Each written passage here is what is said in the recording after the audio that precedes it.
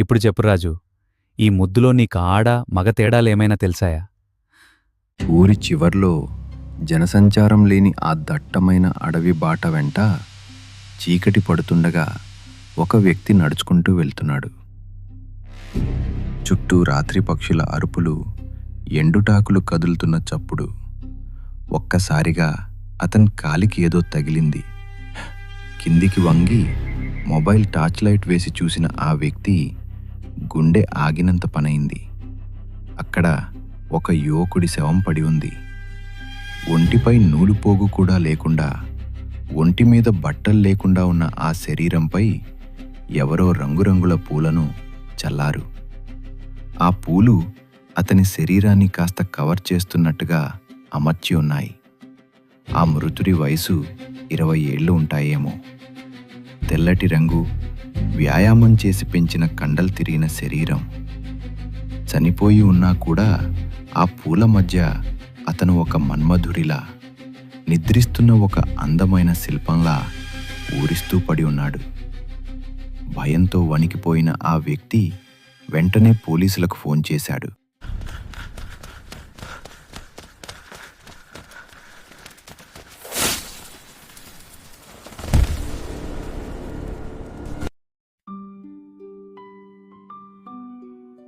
ఆ సిటీకి కొత్తగా బదిలీపై వచ్చిన ఇన్స్పెక్టర్ ప్రకాష్ ఆ రాత్రి తన క్వార్టర్స్లో ఒంటరిగా పడుకుని ఉన్నాడు. 32 ఏళ్ల వయసు. ఖాకీ యూనిఫామ్లో ఎంత సిన్సియర్ ఆఫీసరో అంతటి ఆకర్షణీయమైన రూపం అతనిది. అతనికి ఒక విచిత్రమైన కల వచ్చింది. ఒక అందమైన అబ్బాయి తన మదన సౌందర్యాన్ని చూపిస్తూ ఊరిస్తున్నట్టు, ప్రకాష్ పెదవులను తనే అందుకోమన్నట్టు, కళ్ళతోనే మన్మథ బాణాలు వేస్తున్నట్టు, అంతలోనే ఆ రూపం ఆవిరైపోయినట్టు కల. ఆ ఒంటరి చీకటి గదిలో ప్రకాష్ శ్వాస వేగంగా కొట్టుకుంది. గుండెల్లో ఏదో తెలియని వేడి, ఒక రకమైన ఆకర్షణ అతని ఒంటిని తాకింది.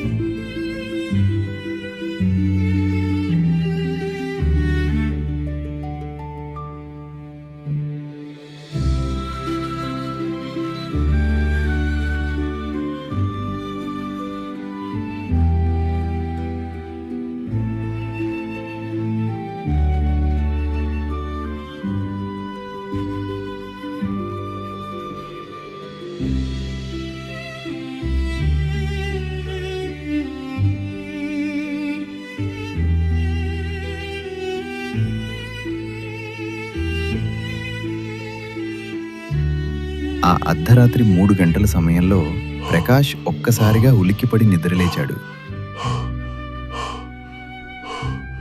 ఆ మూడ్లో మొబైల్ తీసి వాట్సాప్ ఓపెన్ చేస్తే తన స్టేషన్లో ఉండే యంగ్ కానిస్టేబుల్ రాజు లాస్ట్ సీన్ రాత్రి 2:45 అని చూపించింది. ప్రకాష్ వెంటనే రాజుకు కాల్ చేశాడు. కానీ అవతలి నుండి ఎలాంటి రెస్పాన్స్ లేదు. మరుసటి రోజు ఉదయం 10 గంటలకి ప్రకాష్ పోలీస్ స్టేషన్కి వెళ్ళాడు. నిన్న రాత్రి దొరికిన ఆ నగ్న శవం తాలూకు వివరాలతో కానిస్టేబుల్ రాజు మరియు మిగతా స్టాఫ్ రెడీగా ఉన్నారు. The body was found in the forest. No injury, but foam and sperm, and flowers scattered. What's the theory? 2 different persons. This is murder. Let's check the map.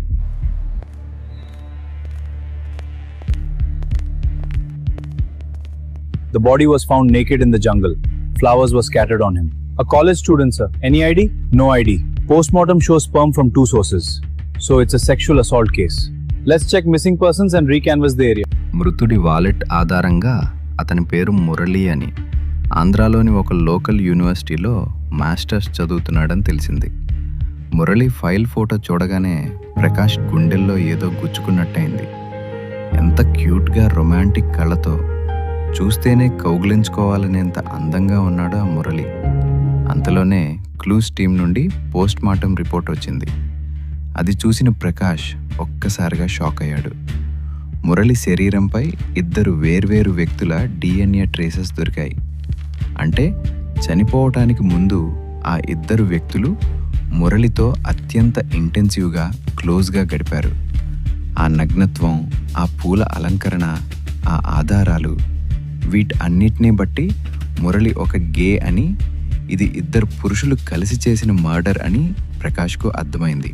Case investigation కోసం Prakash constable రాజును తీసుకుని జీప్లో beach road మీదుగా బయలుదేరాడు. Jeep వెళ్తుంటే సముద్రపు అలలు ఒడ్డును తాకుతూ ఒక రకమైన మాదకత్వాన్ని క్రియేట్ చేస్తున్నాయి. పక్కనే కూర్చున్న రాజు వైపు చూశాడు ప్రకాష్.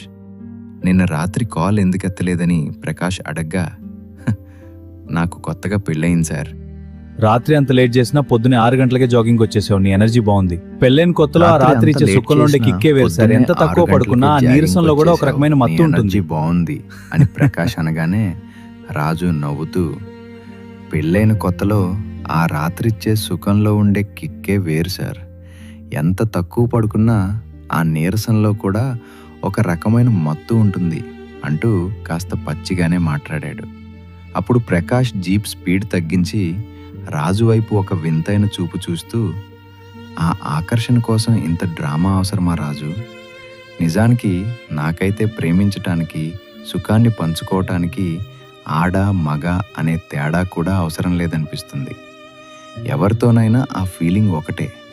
నా ట్రైనింగ్ సమయంలో క్యాంప్లో ఉన్నప్పుడు చాలామంది సైనికులు నెలల తరబడి భార్యలకు దూరంగా ఉండలేక, అలాగని బయట ఆడవాళ్ల దగ్గరికి వెళ్ళటం కుదరక తమలో తామే ముద్దులు పెట్టుకుంటూ ఒకరినొకరు కౌగిలించుకుంటూ ఆ కోరికలు తీర్చుకునేవారు.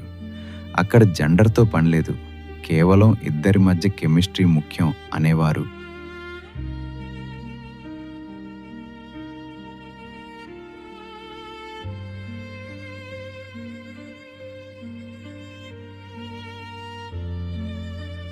అని ప్రకాష్ అనేసేసరికి రాజు మైండ్ బ్లాక్ అయిపోయింది. తన ఆఫీసర్ నోటి నుండి మొట్టమొదటిసారి అలాంటి మాటలు వింటుంటే రాజు శరీరంలో ఒక కొత్త రకమైన అలజడి, మగతనం నిద్రలేచినట్టు అనిపించింది. వాళ్ళు మురళి చదువుతున్న బీచ్ కాలేజీకి చేరుకుని ప్రిన్సిపల్ను కలిసి మాట్లాడారు. కాలేజ్ పరువు పోకుండా ఈ కేసును డీల్ చేయమని ప్రిన్సిపల్ బ్రతిమిలాడాడు. మురళి హాస్టల్ రూమ్కి వెళ్ళి సోదా చేయగా అక్కడ కొన్ని గేమ్ మ్యాగజైన్లు, కొన్ని అడల్ట్ నవలలు దొరికాయి. మురళి రూమ్మేట్స్ని విచారించగా మురళి చాలా ఈజీగా అందరితో కలిసిపోతాడని, కాలేజీలో అతనికి చాలా క్లోజ్గా ఉండే 5 స్నేహితులు ఉన్నారని వాళ్ళ పేర్లిచ్చారు. ప్రకాష్ ఆ వివరాలు తీసుకుని రాజుతో, రాజు, సాయంత్రం ఈ ఎవిడెన్స్ బ్యాగ్ తీసుకుని నా రూమ్కి రా, డీటెయిల్గా స్టడీ చేద్దాం. సాయంత్రం 5:30 అయింది. ప్రకాష్ తెల్లటి కుర్తా, చాక్లెట్ కలర్ లుంగీ కట్టుకుని తన ఇంటి బాల్కనీలో టీ తాగుతూ సూర్యాస్తమయాన్ని చూస్తున్నాడు. అంతలో కాలింగ్ బెల్ మోగింది. పెద్ద ఇంట్లో ఒంటరిగా ఎలా ఉంటున్నారు సార్? ఒంటరితనం నా శరీరానికే కానీ నా మనసుకు కాదు. అర్థమైంది సార్. ఇద్దరూ కలిసి మురళి రూమ్లో దొరికిన డైరీని, కొన్ని ఫోటోలను పరిశీలించడం మొదలుపెట్టారు. ఆ ఫోటోల్లో మగవాళ్ళ మధ్య ఉండే ఇంటెన్సివ్ బాండింగ్ ఉంది. అవి చూస్తున్న కొద్దీ ఆ రూమ్లో వాతావరణం వేడెక్కింది. రాజు ప్రకాష్ వైపు చూస్తూ, సార్, ఇవి చూస్తుంటే నాకేదోలా ఉంది. ఒక వింతైన మూడ్ నా ఒంట్లోకి ప్రవేశిస్తోంది. మరి మీకు సార్? అవును, నాకు కూడా. మరి ఇప్పుడు ఏం చేద్దాం?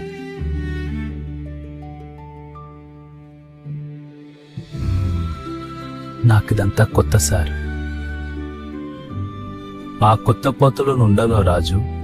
రాజు కాస్త తడబడుతూనే, ఒక్కసారి కళ్ళు మూసుకోలా. మీ ఫిలాసఫీనే ఫాలో అయిపోదాం సార్. ఇద్దరి మధ్య జెండర్ ముఖ్యం కాదు అన్నారు కదా, ఆ మాట నిజమో కాదో చూద్దాం అంటూ ప్రకాష్కు మరింత దగ్గరగా జరిగాడు. ప్రకాష్ రాజు భుజం మీద చేయి వేశాడు. రాజు గుండె వేగంగా కొట్టుకోవటం మొదలైంది. నాకిదంతా కొత్త సార్ అని రాజు అమాయకంగా అనేసరికి ప్రకాష్ నవ్వి, ఆకర్షణలో కొత్త పాతలు ఉండవు రాజు, ఒక్కసారి కళ్ళు మూసుకో అన్నాడు. వెంటనే ప్రకాష్ గదిలో లైట్ స్విచ్ ఆఫ్ చేశాడు. చీకటి ఆ గదిని పూర్తిగా కమ్మేసింది. మరుక్షణమే ఇద్దరి పెదవులు మొదటిసారి ఒకదానినొకటి బంధించుకున్నాయి. ఇప్పుడు చెప్పు రాజు, ఈ ముద్దులో నీకు ఆడ మగ తేడాలు ఏమైనా తెలిసాయా? నాకేదోలా ఉంది సార్. అసలు ముద్దులో ఇంత రుచి ఉంటుందని నాకిప్పుడే తెలిసింది. మీ కిస్ చాలా హై లెవెల్ సార్. సరిగ్గా అదే సమయంలో రాజు మొబైల్ రింగ్ అయింది. చూస్తే అతని భార్య ఫోన్. రాజు బాల్కనీలోకి వెళ్ళి మాట్లాడి అర్జెంటుగా వెళ్ళాలని చెప్పి అక్కడి నుండి వెళ్ళిపోయాడు. మరుసటి రోజు ఉదయం మురళి 5 కాలేజ్ ఫ్రెండ్స్ను సీక్రెట్గా స్టేషన్కి రప్పించాడు. వాళ్ళ నుండి ఫోరెన్సిక్ పరీక్షల కోసం శాంపిల్స్ కలెక్ట్ చేయడానికి ల్యాబ్ టెక్నీషియన్ సురేష్ వచ్చాడు. వాళ్ళు కాలేజ్ స్టూడెంట్స్, చాలా భయపడుతున్నారు. నువ్వు కాస్త ఫ్రెండ్లీగా మాట్లాడి వాళ్ళ నుండి శాంపిల్స్ కలెక్ట్ చేయి. డోంట్ వరీ సార్, నా దగ్గర కొన్ని మ్యాగజైన్లు, వీడియోలు ఉన్నాయి. వాళ్ళకు కాస్త మూడ్ తెప్పించి నా పని నేను పూర్తి చేస్తాను అని చెప్పి ఎవిడెన్స్ రూమ్లోకి వెళ్ళాడు. మొదటి స్టూడెంట్ సతీష్ ఆ రూమ్లోకి అడుగుపెట్టాడు.